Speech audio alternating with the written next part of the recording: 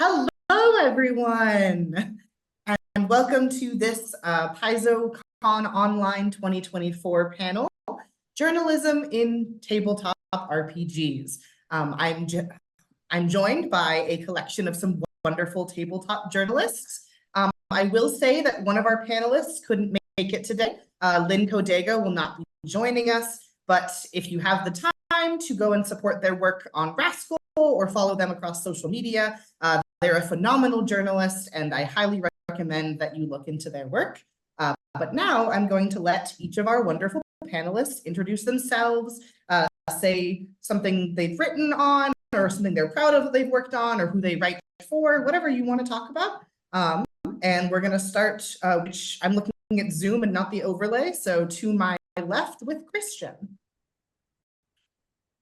I primarily write for Comic Book, and I also am the voice and primary content creator for the Character Sheet, which is a YouTube channel that is affiliated with Comic Book and covers tabletop and mostly tabletop RPGs. We're going to go down below to Rowan. Hi, I'm Rowan Zioli. I am a co-founder of Rascal News. I have also written for Polygon and the Fundamentals, and my main beat is covering actual play. And last but not least, Charlie.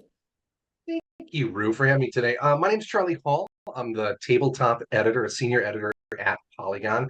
I am in my 12th year doing this games journalism thing, and I'm also one of the many co-founders of the Vox Media Union, founded in 2017, part of the Writers Guild of America East. So thank you. Woo! Go unions! We're, as a unionized company, we are big fans of unions here at Paizo. So.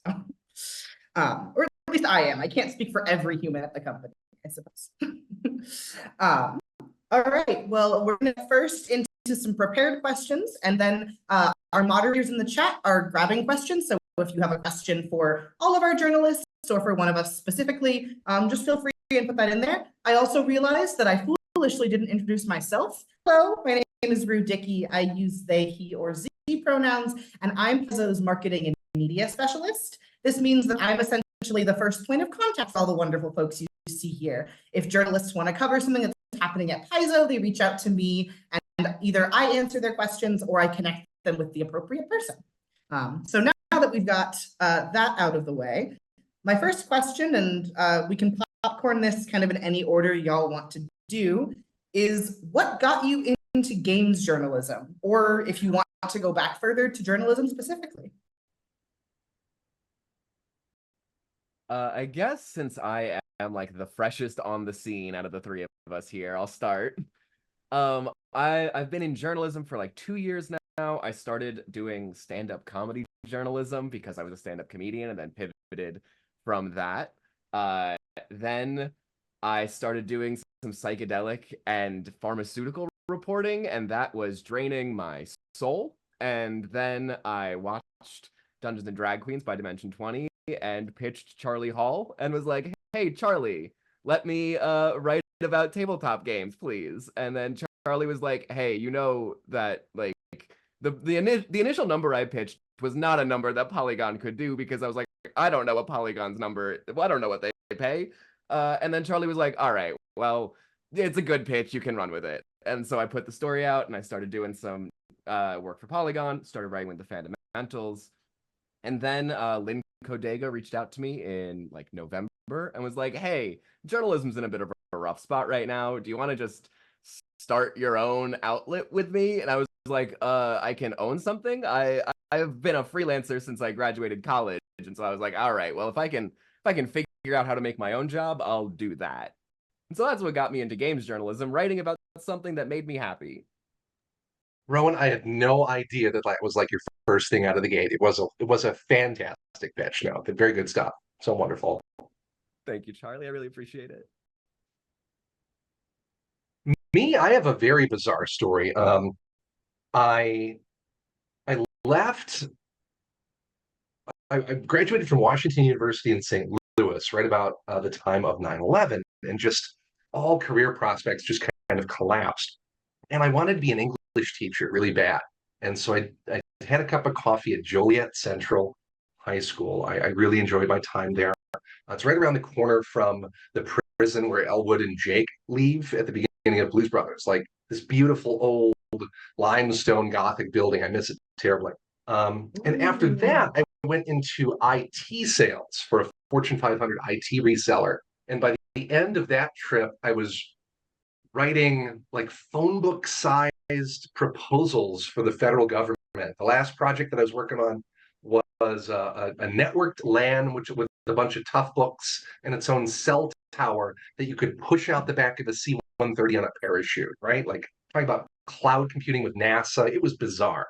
But I got bored and I got really good at Twitter in between projects. They gave us 2 monitors at work, and I had a boss key to Twitter on the one monitor. And every moment that I can get at work, I'm just like, no, that's wrong, you're wrong, and you're right, and I like you. And I started doing a lot of freelancing stuff. Long story short, there were hundreds of people that applied to work at Polygon, and I kind of won this little piece of blood sport, and I got to be the first and only features writer at Polygon. And they flew me all over the world and did crazy stuff. But then I eventually got to really follow my passion. And Chris Plant turned to me one day and said, "How about a tabletop section?" And I'm like, yes. And so now I get to say that I'm the first tabletop editor at a major media company in the United States, which is just bizarre. But I want there to be more of me, not less. So that's why I'm fighting as hard as I am these days. How about you, Christian? So this journalism in general is actually my like second career slash job. I have a day job that I work 40 to 50 hours with. When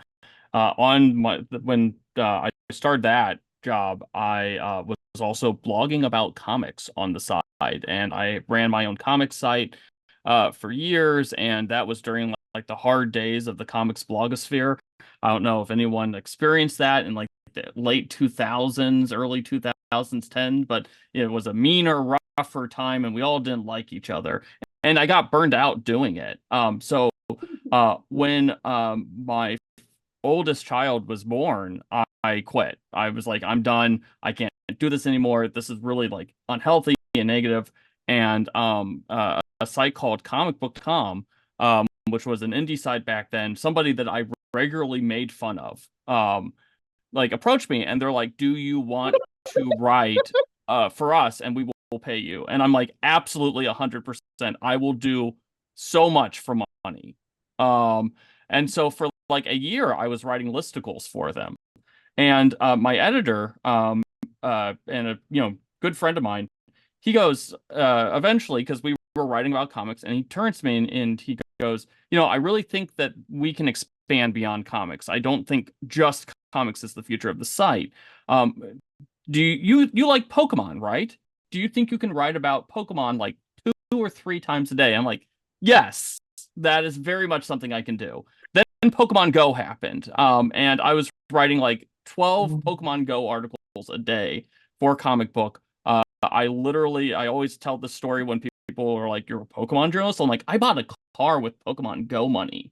Like legitimately, just because I get paid by the article. And I wrote so much that summer about Pokemon Go. Like that was a great summer for everybody was eating good off Pokemon Go. I tell you, Christian. Like the high point of the internet, the high point of the internet.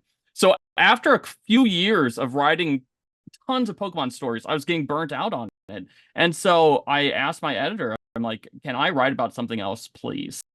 Like, I'll still do the Pokemon stuff, but can we try this again? We captured lightning in a bottle." And they go, "Yeah, what do you want?"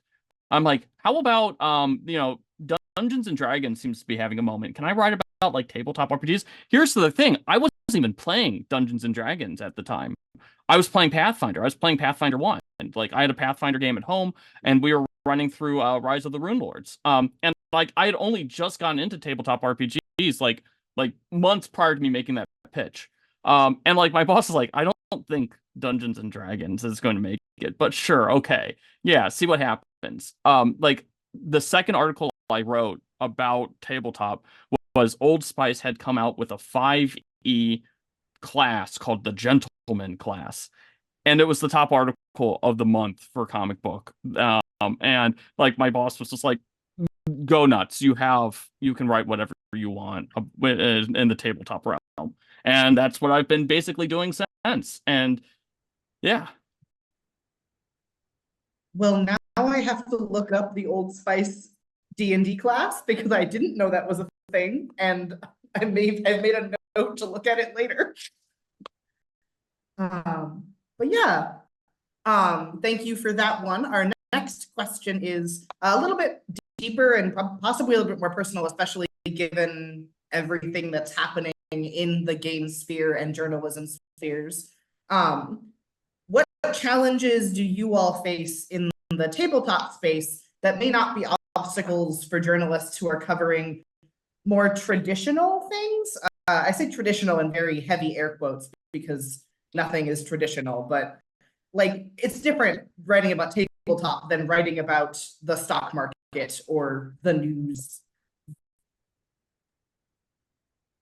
I think the biggest barrier, the first one, is just when I tell someone like, "Oh, I write about actual play." They're like, "What's that?" And I'm like, "It's when people play a tabletop role-playing game for a show," and they're like, "A tabletop role-playing game?" And I'm like, like D&D. And like that's how the conversation goes every single time. So it's just the barrier of knowledge, I think, is the first obstacle in like a very practical sense. But then like the obstacles of when we launched Rascal, a big criticism that we faced on the internet, because people on Reddit love to complain about things, said that how is there going to be enough in the world of tabletop for you to write a whole outlet about it? And there is not enough people on the Rascal team in Polygon, at comic book, at anywhere to cover everything going on in the tabletop space.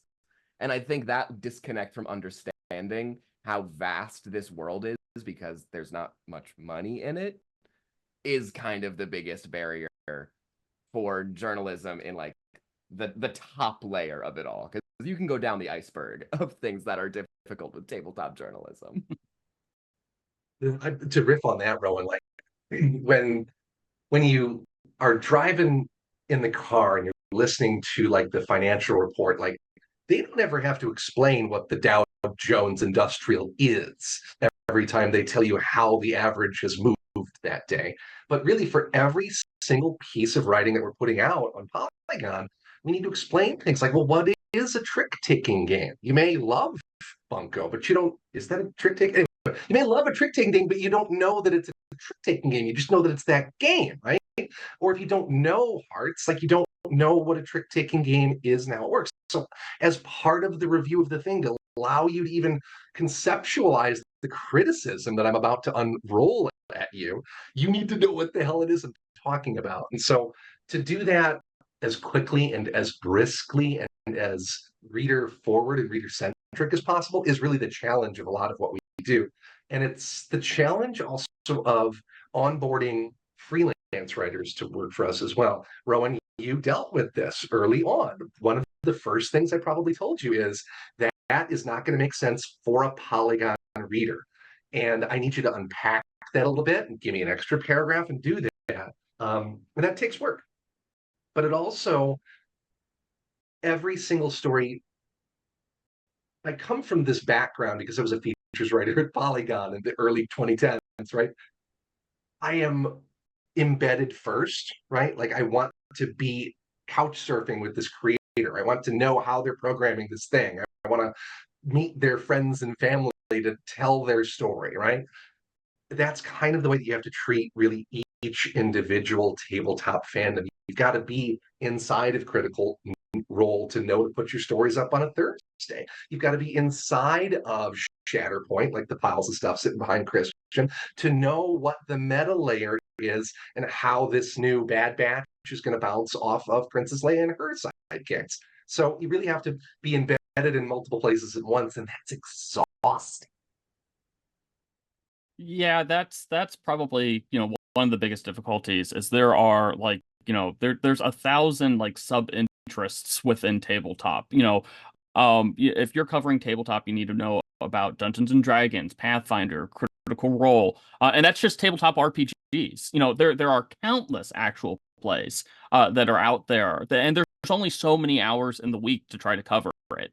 My biggest difficulty, in addition to what both Rowan and Charlie said, which are very, very valid, is I have to be able to write 400 words minimum about a topic in order for it to even be considered for comic book coverage. And in addition to that, it needs to have some sort of intersection so that that we will get more than like 100 hits on it. And so it sucks because the sort of games that I like, the sort of things that I like to play, and it's not necessarily the games that I write about. And it's like doubly so with the character sheet, which is this YouTube channel, which is really taken off for us. But there are if you put Critical Role in the headline, it will get twice as many views as literally anything else. And we get complaints all the time, like, why aren't you covering this system? Why aren't you covering this system? And it's like, because I have to justify this platform's existence to CBS, which is the owner of Comic Book. And I have to be really cognizant of it because this if it's not profitable per se, it goes away, and then we lose that coverage. I think another thing that's maybe unique, maybe not just to TTRPGs, but any real indie art reporting, is the semi-professional, semi-hobbyist space that tabletop games currently occupy as an industry. And so having to navigate that there are multi-million-dollar corporations that are operating this space alongside people who are doing this as a third, fourth job because it brings them joy. And it's really not a job, it's more of a hobby, but they're still creating something that you're paying for. And so navigating criticism, like Charlie was speaking to, and how to navigate criticism in this space, and also having to navigate the social dynamic of the industry because it is such a tiny industry, and having to be well, the role of a reporter and a journalist is not to be liked, but it's also important to be considerate of the people that you're reporting on and how you're navigating those dynamics. So figuring out the social professional element of it is a really unique challenge. Yeah, this industry is so small that I feel like I know everybody, but I also don't know anybody. And so I imagine that's even harder from a journalism standpoint.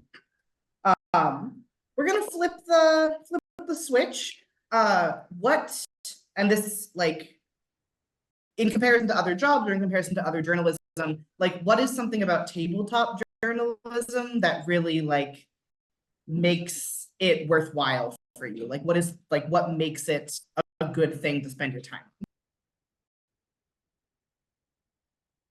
Well, for me, a big thing is I like all my peers. I can't really say that about when I was writing about comics. Like I said, I came from the hard trenches of the comics blogosphere.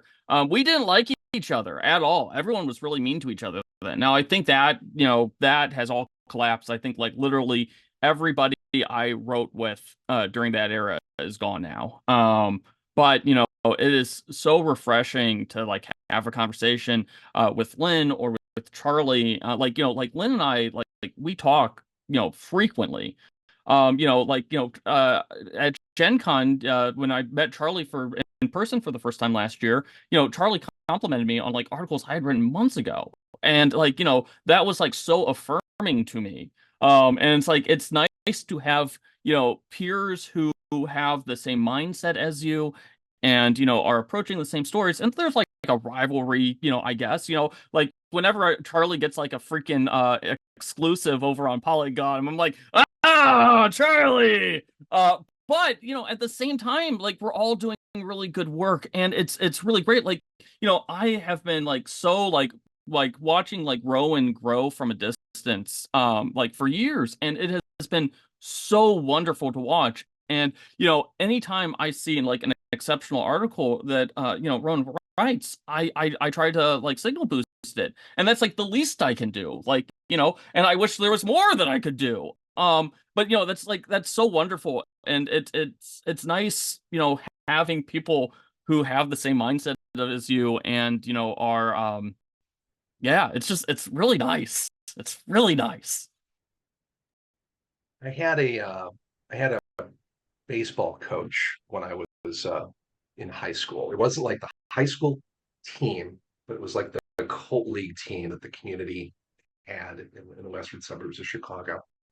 Coach Slevin. I don't know if you're out there, Coach Slevin. I love you. But he was my favorite baseball coach, and he always made practice fun and the seasons fun. And the team was very bad news bears, like smoking cigarettes, drinking booze. It was a good time.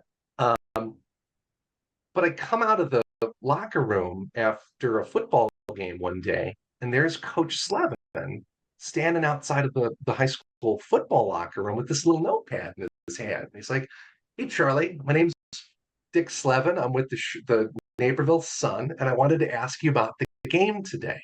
And like, he was a freelance sports journalist for the local newspaper, and he was there to tell the story, to tell my story of what happened in that game, and what happened in the community, and what happened for our team that year. It was such a good year for Naperville North High School football.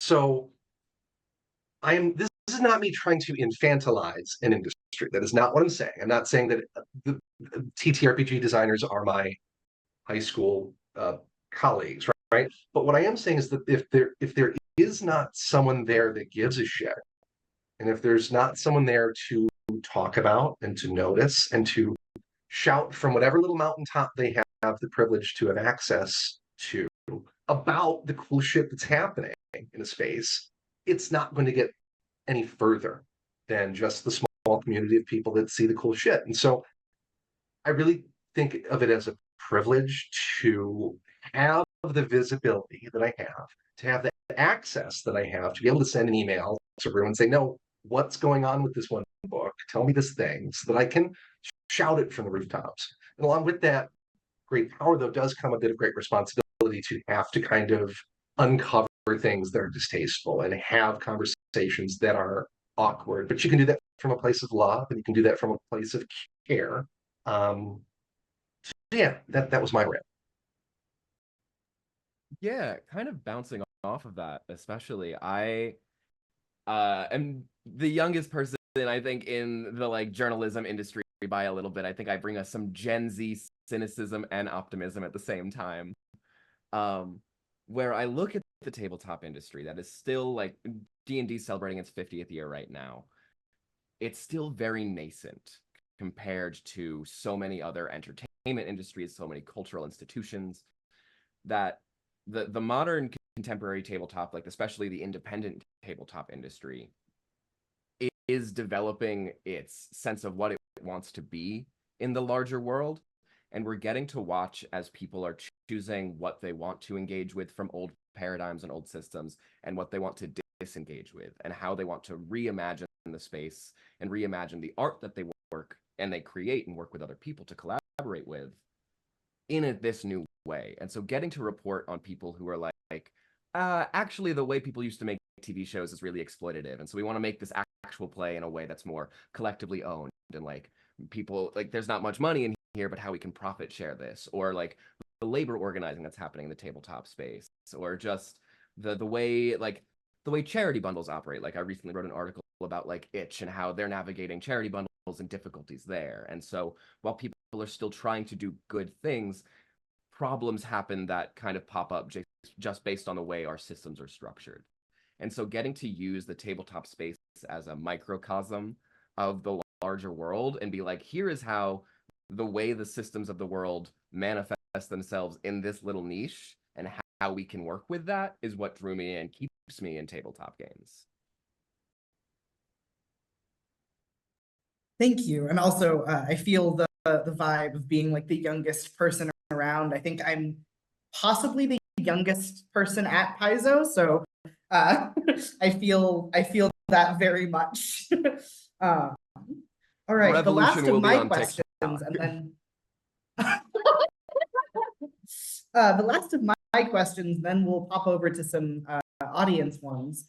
And this one is kind of like a group question of how does the partnership that all of you all have with me and my equivalents at other publishers how is it a symbiotic relationship? Like, what can we do as publishers to help you as journalists? Because I know you all are you're in a rough spot just like we are. So like what would you like to see from an industry that wants to cultivate journalism in that space? What I want to see on our side of the fence and on your side of the fence is a professionalization of the space. I want companies to be healthy and owners to be secure so that they can hire people that do what you do, Rue, because your position does not exist at, I would argue, the majority of folks that Christian and Rowan and I interface with on a daily basis. Mm-hmm. We are dealing in the tabletop space so close to the metal. And by metal, I mean the creator themselves is often who we are emailing and talking to for just cropped images of the thing. And I want more depth there. I want folks to be able to say that I do the thing full time and not that I do the thing as a side gig. And that would improve my life tremendously. Yeah, that's I wish there were like better, standards, I think is the best way of saying it. I can't tell you how many times I have had to like get creative with Photoshop to come up with a proper header image because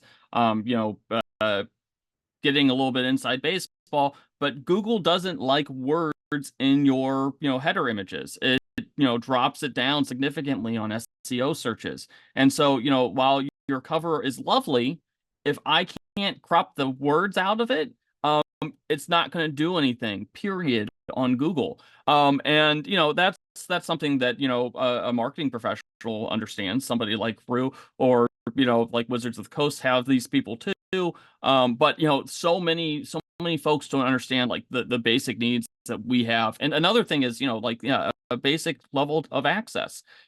Someone like Rue can, Rue is like super responsive with answering questions. And there's a few other companies that get back to me within, 24 hours. But it's like, guys, I need to write a story. And again, as I said, this is my second job. So I only have so much time that I can devote towards waiting. Like I will pull the trigger on the story without a comment.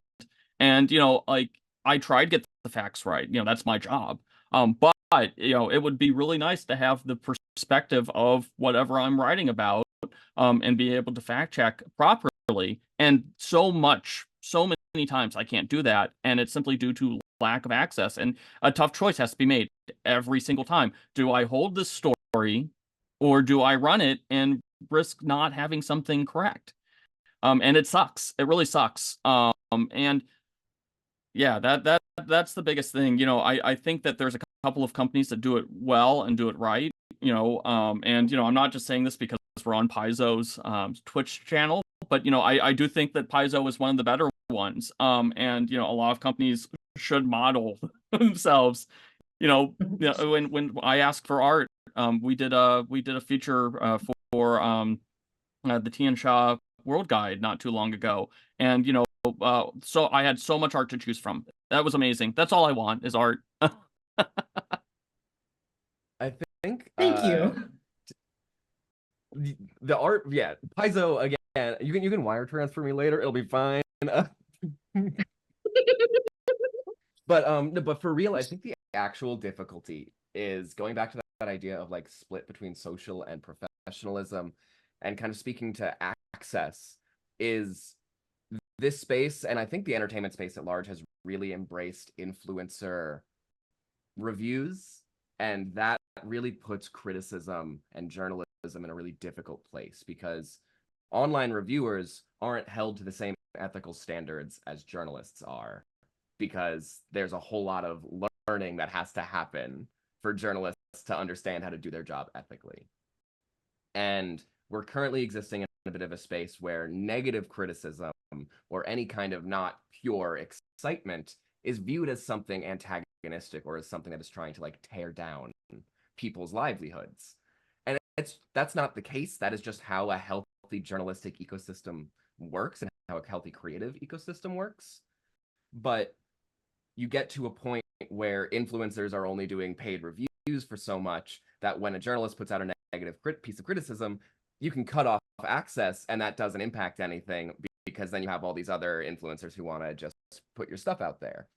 And so I think an embracing of genuine criticism as something that people can engage with and learn from and agree with or disagree with that isn't a personal attack is a really healthy thing that I think a lot of publishers should embrace, because the idea of criticism is to always be growing, is to always be engaging with the world in a different way. And if you are trying to minimize the amount of criticism that you're getting, it's not going to help the work that you're doing. It's not going to make the work that you're doing better. No, jumping on your comments about the content creators, you know, like I have a lot of respect for content creators. Like the hustle is real, and they work. A lot of content creators work harder than just about anyone I know.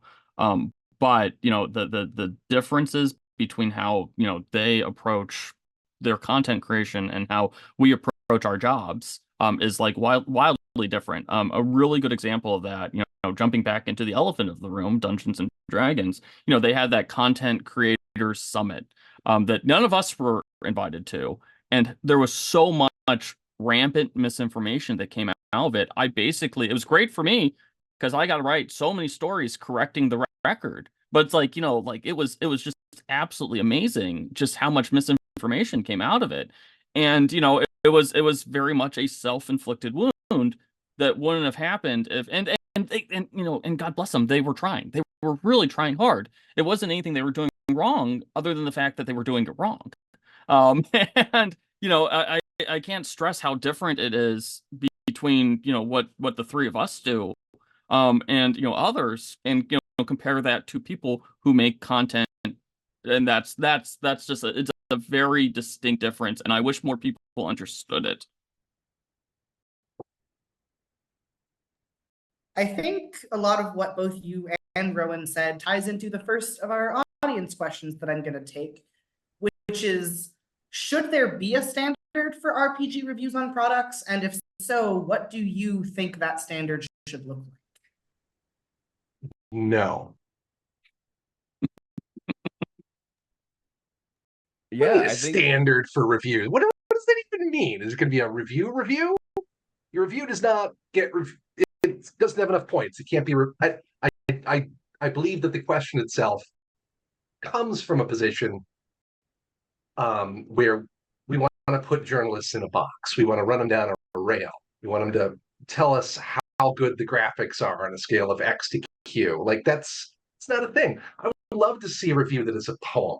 I'd love to see a review that is a scent. I don't care what the review looks like. I, as the reader, will determine whether or not I value the review that the author put together. So I don't like that question. I always approach my reviews of, you know, I try to be as honest about my personal biases and how I approach things as I possibly can. That's, you know, that's my personal standard. I hate scores. Like I don't believe in scores.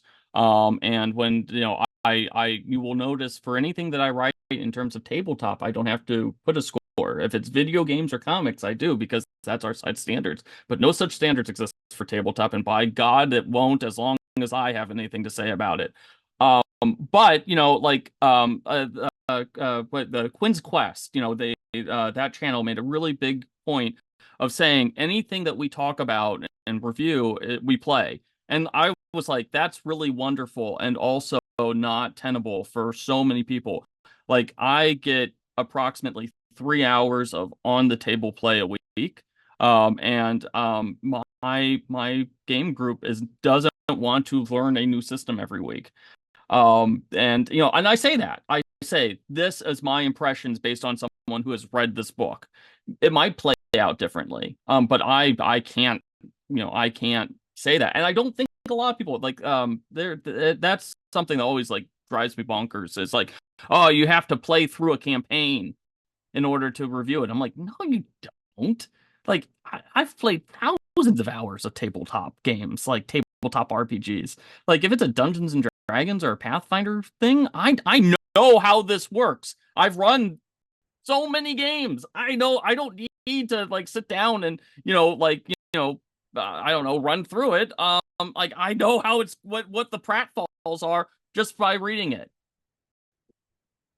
It's something that we've bumped into and have, in my experience over here over the last decade with Polygon. And I feel that it is very different on the video game side of the house. You absolutely do need to play a game to completion, in my opinion, to have a review to be able to put up about a video game, right? You've got to see if the thing works even the whole way.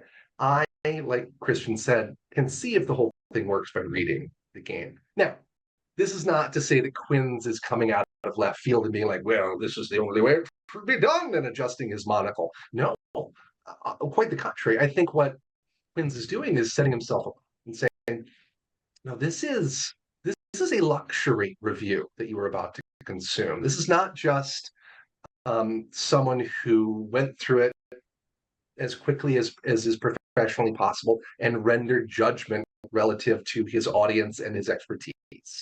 This is an immersive experience. I have lived, I have become a fan in a way. I've engaged with the fandom. I have grappled with the beast. And now we are going to put the tiger on the table together and play the thing. And I don't know. The luxury that Quinn's has is he and his team are able to spend an inordinate amount of time to craft that work when they're putting that work out. I don't mean to cast judgment on someone who's not present and can't be or was invited, but I fundamentally think that their work is very different than ours, and really it's as much a performance as it is a critical engagement. And I am a happy and a loving consumer of it as well. I love what Yeah, I think Quinn's is incredible. I think the work that he and his team does are really important, especially right now to the space, like highlighting these systems that are not D&D or Pathfinder or the big name games is really, really important to the space. To address the asker comment on it, that no bias is what they meant for the question.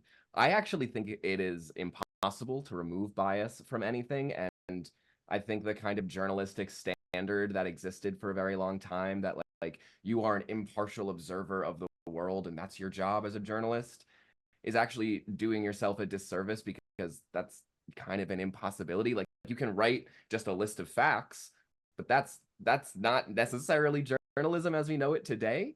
And also it implies that the person who is having that perspective on the facts has the correct objective view of the world. And to acknowledge that we each have our own biases and come into that and incorporate that into the work that you're doing. Like Rascal is very blatant about our biases. We are very open about how we feel about the world, about our politics, about the things that we're writing about. And you know, when you go to Rascal, you're going to get this perspective on a game, on a piece of media. If you go to Polygon, if you go to comic book, you're going to get a different perspective and a different bias. And that acknowledgement and understanding helps you kind of figure out who your tastes align with and who maybe you can learn something from that you don't agree with. again, to riff on what you were saying there, Rowan, I think to opt into a conversation about what bias is and what my bias is and what your bias is to opt into a paradigm that restricts our ability to speak, that restricts our ability to have an opinion. And if you want to know what my bias is, there is 11 years worth of my work online, and you can go through it and you can look at it and you can see my social media footprint. You can learn about me as a person, and my bias is all there. And I'm not about to fill out a questionnaire or worksheet and like let you know what my bias is today. That's not something I will participate. I like the horrifying new dystopia you've created, where that's what you have to do each morning. And I hate how close we are to living in it. I'm going to combine two questions because we've only got time for about one more before we have to wrap up. And so this is a two-part question. How do you all feel about the rise of new third-party systems and indie systems after the OGL kerfuffle that happened last year. And sort of from a creator standpoint, how does someone with a new system get the attention of journalists? Because it's harder to pitch something about something that no one's editor has heard of. A good press release. Which is created by the good professionals that you work with to help you create your media strategy for your thing. I think that the best thing that happened to everybody that is not Dungeons and Dragons is whatever the hell Dungeons and Dragons thought they were doing 2 years ago for the OGL. And it has given so much energy and so much inertia and really taken the blinders off a not insignificant section of the consumer population. It really does feel like the beginning of a new kind of like a potential for indies to really come in and fill this vacuum. I was lucky enough to work at Polygon 2013, 2014, and to really immerse myself in that whole indie revolution, right? That was happening on Xbox Live, that was happening on the PlayStation Marketplace, and to meet all those creators. And it is a very different situation in video gaming right now. But everybody I tell in the video gaming space is tabletop is about 10 years behind video gaming, culturally, socially, organizationally. Right now, there's a tremendous advantage because where video gaming was 10 years ago is this incredible milieu of inspired and inspiring creators. And I feel that's what we get to cover today, Christian and Rowan. Correct me if I'm wrong. Yeah, I think that it was really nice as like, as a Pathfinder fan. Like I love Pathfinder dearly. It was really great to see that game system get another moment in the sun last year. And it was all because of this just unforced error that Wizards of the Coast did. And to be clear, the folks who actually like make and shepherd Dungeons and Dragons had nothing to do with that. That was very much like corporate people, and there are so many good people that work for Wizards, including former Paizo employees. Yeah, we have a lot of love for the team over at Wizards. Probably like genuinely, sure, we have Paizo. so much love. But that has allowed like an openness towards other systems. I do feel like, as someone who like talks about some of those systems on YouTube, being able to cultivate an audience beforehand has been like really important to making it easier for someone to cover. The Dungeon Coach has a new system coming out here, and the Dungeon Dudes, apparently a lot of dungeon related YouTube channels are all making their own stuff these days. But it's true. If you can like figure out how to build an audience in advance, it makes it easier for me to be able to say, yes, this is something that I can put on my platform without like risking, again, like knocking down the whole house of cards. That's from like a more like mainstream site. Like we can't cover every indie thing, but we will try. If you can like catch a spark of something or find a really good angle for me to cover, because I will cover indie stuff when I can. But like I just covered Banana Chan's solo journaling horror RPG. And that's because there was an angle that I could cover. And also because it was based out of Akron, Ohio, which is my hometown. I'm going to cover that, period. But that was an angle. You make more RPGs based out of Akron, Ohio, I guess, is my advice to you. Honestly, that the game by Banana Chan is a great example because I also covered it for Rascal, and like the nuance of it being like it's trying all these new things. It is doing something new and trying to push the medium further. And that's the thing that really gets my attention, either pushing the medium further technically, pushing it further creatively, thematically, kind of navigating that. I'm going to do a little bit of a plug here. Rascal News has a free to submit to and free to read announcement section where journalists only have so much time to write about things, but we wanted to provide a space where we don't make any money off of it. We don't get membership numbers. We don't get paid. It is just a place that we host on our site where literally anyone in the tabletop space can submit a game, an announcement, an actual play, anything. And you can send it to us at press@rascal.news, and we can read it first to make sure you're not saying something heinous in the press release. And then we will put it up on our site, and you can share it with everyone and have your press release, have your announcement shareable for the world, completely free to access, completely free to submit to. And a further plug, I check out that section of Rascal every single day. So if you're trying to get my attention, and I'm not being responsive towards email, that's a nice second plug, second way to get it. Because there's not a lot of spaces out there. I check out Rascal, I check out Polygon literally every single day, trying to find stories to write about. There's not a lot of us out there, and Twitter is terrible nowadays, so it's really hard to find spaces where like I can find interesting stories that I can pass along to my readers. So you know, Rascal right now is doing a service to the entire industry, in my opinion. Well, what a wonderful note to end on, because we're gonna switch to reminding folks who you are and where they can find your work and how they can support you. We're gonna go in backwards order, so I'm gonna make Charlie go first this time. You can find me online at polygon.com. I'm on Threads, on my Blue Sky, Charlie_L_Hall. And I really appreciate your readership and your questions. Thank you, everybody that came today. This is really a pleasure to get to talk about what we do and to sit next to these professionals and let them have an audience. Next up, we've got Rowan. Muted myself. I'm Rowan Zioli. You can find me on all of the places on the internet at Rowan Zioli. You can find Rascal News at Rascal_news on Twitter and Blue Sky. And yeah, I don't know. This is a really huge privilege to be able to do this. I'm so grateful to be colleagues with all of you. I'm so grateful to have this space to talk about things that matter in the gaming world. And I'm so excited to see what everyone continues to do. And as I said before, last but not least, Christian.